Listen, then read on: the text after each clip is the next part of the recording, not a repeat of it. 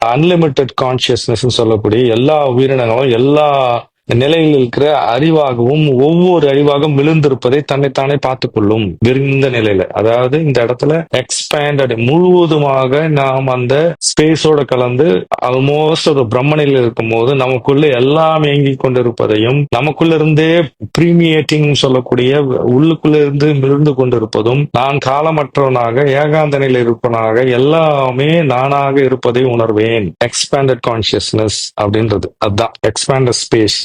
Space தான், அதாவது இந்த வெளிதான் நாம அடையக்கூடிய உச்சபட்ச தன்மை. அதை பத்தி பேசுறது நம்மளால முடியாது. அதே நேரத்துல அதுக்குன்னு ஒரு லிமிட் வச்சு வார்த்தைகளால வடிவமைக்க முடியாது. இப்படிதான் இருக்கும் அப்படின்னு ஒரே ஓர் மனமாக இருக்கிறது.